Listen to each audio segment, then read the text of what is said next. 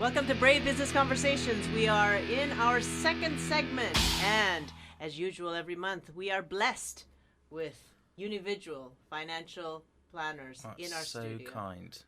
That's one of the kindest intros I think you've ever done. Yeah. It only comes around in November. Yes. Christmas spirit. Christmas spirit. Right, we've got Greg, and today we've got Greg Harris, and today we are joined by his colleague Simon Jones. Hello, Simon. Hi. Good morning, and or good afternoon. Good afternoon, sorry. We are talking about pre-retirement today. Why are we talking about this? So it's an area that we will almost undoubtedly do with clients and serve our clients with, and it's one that's often left either too last minute, I would say, or not really considered early enough on in sort of conversations, but also sort of focusing more on business owners. They are typically and notoriously bad at retirement planning. There's that old adage of, well, my business will fund my retirement, whether it's through I'll live forever. Or I'll live forever and want to work forever, which obviously we know isn't always possible. So it's something we come across a lot of.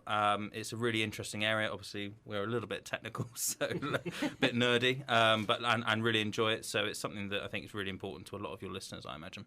And next month, we're going to talk about post-retirement. We are indeed. Gosh. So it's a bit of a two-parter. So pre-retirement, post-retirement, we're expecting you to have your retirement for a month. That's it, and we'll be back, right? Okay, Exactly. Great. So we'll be back with more of expert tips from Unividual after this.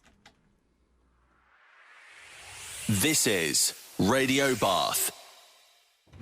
Welcome back to Brave Business Conversations, and we are here with Unividual. We are talking about pre-retirement planning, which many of us just don't do, right? Leave it too late. Leave it too late. Tell us more. You did start to tell us a little bit about the mindset of business owners, especially the immortal business owners that love to work forever. What else do we tend to do that makes it difficult for us to think about pre-retirement? Yeah, it's one big area that we often get a lot of, certainly from an initial inquiry point of view, is, you know, we're all aware of the state pension and how much that can provide us with. There are some rules around how much you've had to contribute to national insurance, which is about 35 years at the moment, and the ability to be able to top that up, etc. But what some people assume is that the state pension is enough to fund their lifestyle in retirement, and that is, for most people, not correct. And we've got a really good case study where we've looked at sort of average earnings down in the southwest relative to where that state pension then fits to fund that, and then what the shortfall is. And again, it's really important to remember there's not an exact science for this. You know, three of us in this room, we will have very different ideas of what retirement means to us. We might have families, we might be on our own, we might have loads of other assets that can go toward it, or we might not have very much sort of, to fund other sort of areas of our retirement. So what we've looked at is a very straightforward case study. So the state pension at the moment is around about £9,339 a year, which equates to a little under £180 a week. So first and foremost, we need to establish that that's guaranteed income, that's got inflationary linking with it as well. So really, really valuable source of income, and provides a really nice benchmark and bedrock for people in their retirement funding. But if we look at the southwest, and again, this is extremely high level, so people will be either side of this, potentially quite considerably. The current average income in the southwest is about £577 per week, which is around about 30-ish thousand pounds. So that's gross as well, so that's pre-tax. So there's a website out there, and I suggest if anyone hasn't done this to have a look at it. It's now called the Money Helper, but previously it was a money advice service, so it's a government-backed organisation, completely sort of free to anyone to access.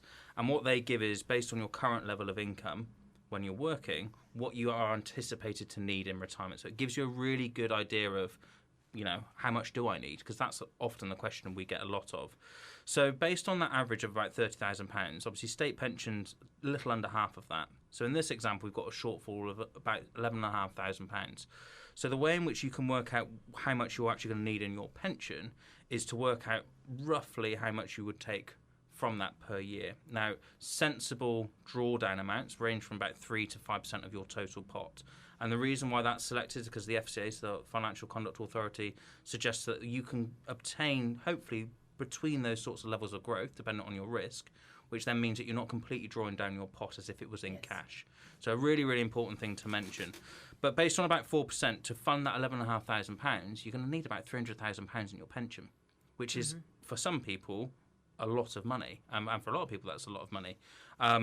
especially when you consider that the average pension pot in the UK at the moment is £62,000. Wow. So a bit of a long-winded case study there, but I think what that does is it highlights one area of pension planning that is quite a simple question: how much do I need? But has huge numbers of different factors that go into building up that answer. Wow.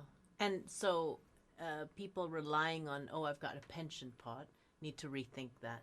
Absolutely. Yeah. And it's about how you use that and other assets potentially. And also what your calculation is based on you've got the same lifestyle, meaning, before you retired and when you're retired, which is, for most people, they want a different lifestyle. Well, the fact is you're going to have probably more health-related issues, which, yes, you can always count on the NHS and all that kind of stuff, but sometimes you don't want to. And so in terms of healthcare, you might want to go private later in life. In terms of vacations, well, now you're not working anymore. There is no 8-hour days. There is no 40-hour week. What are you going to do with it unless you're happy building a herb garden all day long for the rest of the year? What's wrong But with some my of herb us, garden? I'm not saying there's anything wrong. You have a herb garden. Well, that's why you smell like basil every time you come to the studio. But anyway, People have said worse. yes, he does. Yeah, that's actually, I'm very kind. But anyway, so there's vacation. There's stuff that you want to do. Maybe you want to marry off. You want to pay for your children's weddings or whatever. So you're not. What your calculation is based on is someone's needs right now. Mm-hmm. Right, that's quite scary. Yeah, it is. Glad you guys are here. Absolutely.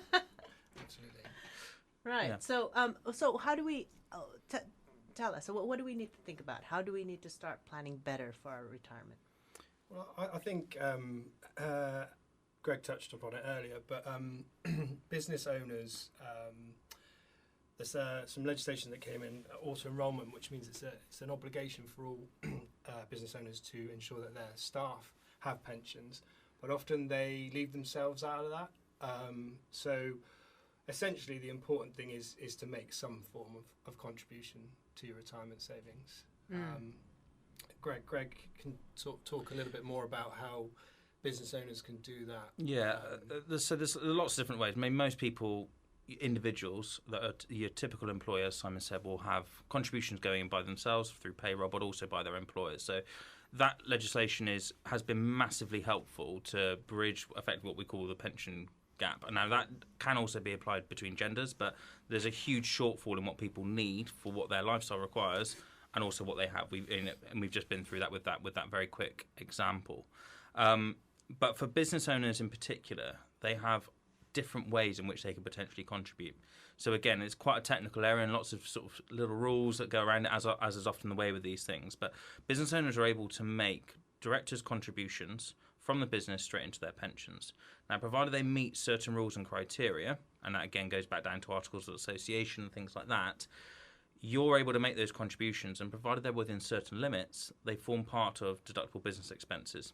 So things in the same way that more traditional PAYE remuneration would also fit. So you've got a huge potential saving there from a corporation tax perspective, but also because it's a contribution going into a pension and you're not able to access that money necessarily straight away, there's no personal tax consequences really there either. And what's the maximum you can do that with for a year? So at the moment, annual allowance is around £40,000. Now, there are rules about being able to bring forward unused allowances, and it's all at a time with remuneration and levels there. So high level, £40,000, but it will depend on the individual and what they're contributing elsewhere, if they are, and what they have contributed previously in years. So in best case scenario, if a business owner is very cash rich within their business and they haven't made any contributions into pensions in the last couple of years but have a UK pension, they potentially are able to put in £160,000 in a given year.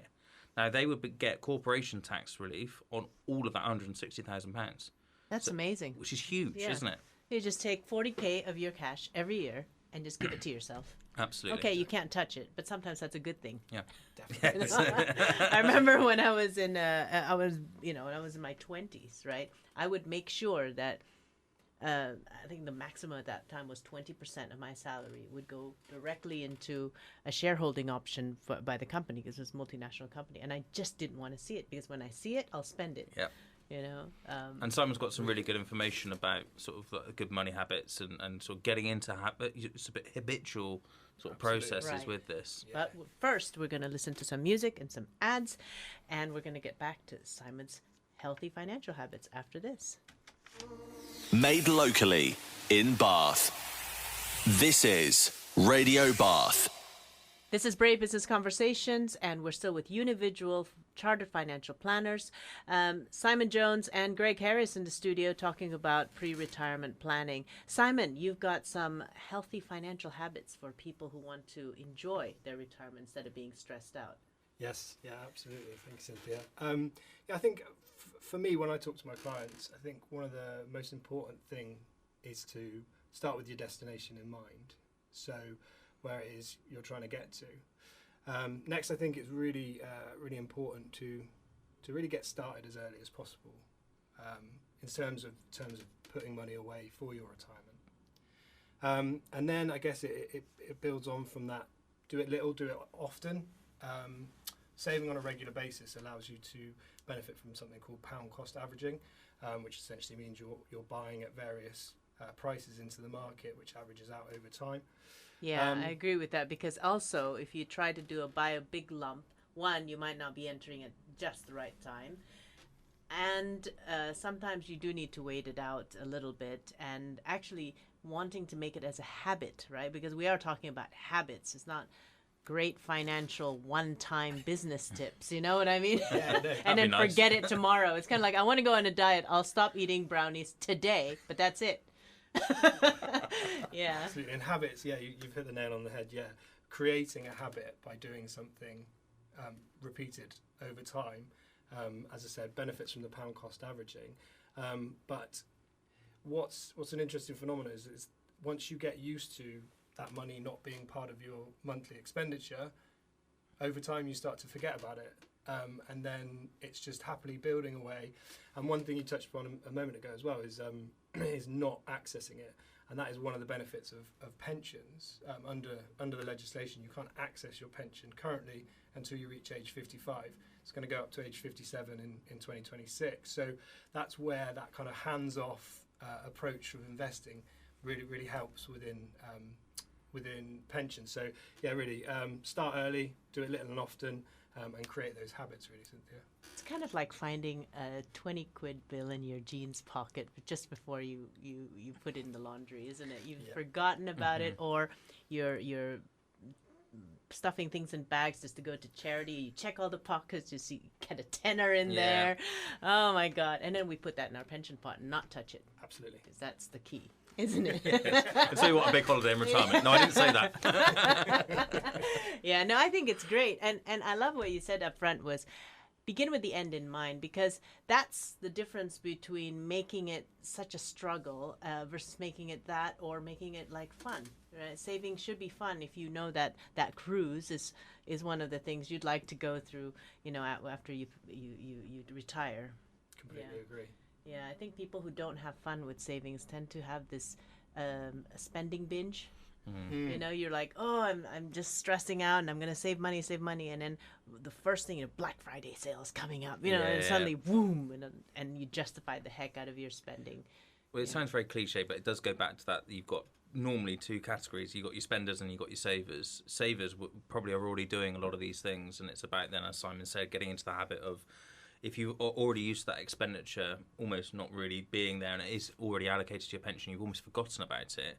Well, if you've already got to that point in time, that probably means that you're ready to increase the amount that you're putting into pensions. You know, just because you are putting £100 a month away doesn't mean that you need to do that from age 20 to age 60. It's all about sensible increase in line with affordability, which is a really interesting point, because you often see people that forget that level of expenditure and then are happy to sort of put more away, which is so important about keeping up with the cost. So that's interesting. Spenders and savers, right? So if you're a saver, so by nature you're already quite frugal with everything, you live within your means, you've got this invisible fund that you don't even think about anymore. Take yourself up to that next level. Instead of £100 a month, 120, right? Or maybe get a little bit wiser on your investment tools, or maybe, you know, I don't know, come talk to Unividual and they'll tell you what what's your next level? Because obviously you're quite comfortable living like that. If you're a spender, what's your tip on a spender? I think again that's that's getting a handle on it really. Another exercise I do a lot with clients is just monitor your expenditure over sort of a 3-month period, because typically what gets measured gets managed. So if you're looking at what you're spending, it's very easy, I think, especially in this contactless society, that you can just go about sort of tapping your phone or your watch. They increased it to £100. Did you know that? The contactless limit is £100 now. You don't really have a firm grasp on what you ask. Most people, I mean, that's something, Greg, you and I find commonly when we sit down and ask clients about their expenditure. Sometimes they've got to go back over their bank statements to try and figure it all out. So if you're a spender, to your original question, I think it's important to analyse what you are spending, because actually sometimes with that sort of stark reality, people start to change their habits. What I like to do with spenders, and what works for me, because I'm a bit of that spender. I'm a spender, saver, schizophrenic, thing sometimes. What really gets me is having a vision. It doesn't have to be a vision board, but having a dream, having something to look forward to, and then doing my monthly cash flow and monitoring what I spent it on. I used to collect receipts because bank statements were very simple back in the days. But now, with everything in the bank statement, I don't really need to collect receipts, everything. And I don't have a credit card. I just have a debit card. And so it goes out. And so looking at what I want, let's say I want to take this vacation, or I want this kind of, buy another property in the UK, for instance. And then oh my God, I've spent just that much on really non-essentials, wakes me up. And I'll be the most frugal person you've ever met for the next coming months. And then I'll have to repeat the exercise again, because my schizophrenia would kick in by a couple of months. I mean, it's interesting you say that, because you can get really technical with this, and obviously from a financial advisor's point of view, we do, and we have to, and it's something that we need. Clients are paying for a service, and they deserve a high level of service to go along with that. But if you're looking at doing this yourself, I think a lot of banking apps, I won't mention names, but a lot of banking apps now have what they call spending insights. Oh, yes. So you don't have to necessarily, I've got X coming in and X and Y going out. It's actually where are you spending money? And I think that's if you really are on that spender spectrum and you're right at the end of that sort of spectrum, then I think first starting point is, as Simon says, understand what you've got there and what your insights are relative to your spending habits, because then when you understand it, it's much easier then to put some simple processes in place to help you manage that moving forward. It's interesting because spenders, I think psychologically, there's that frustration that they have that makes them spend more. Like, let's say they've tried to figure out pensions, they don't know how. Or they've tried to save money, they don't know how. And then they say, oh, fudge it all, I'm just going to spend it all one week, And that is where I think I've gotten a lot of insights from financial planners like yourselves, because one, it's not as hard as we think. No. Okay, it's vague and whatever technical as we think. Well, technical would be your jobs anyway, not mine, right? And if it is technical, then someone like you would be there to help. So if you are listeners, if you are out there, you're a spender. We all know we're spenders, right? And you think you're just doing it out of frustration because you really can't get a grasp on all this. I think the best thing to do is just to call a financial planner. If you want to call your individual, great. If you've got your own, great. But just have a technical expert to just go through it with you and to give you that sense of relief. So Absolutely. You're not spending because you're stressed. Couldn't have said it better. That's right. Okay. We'll be back with more after this.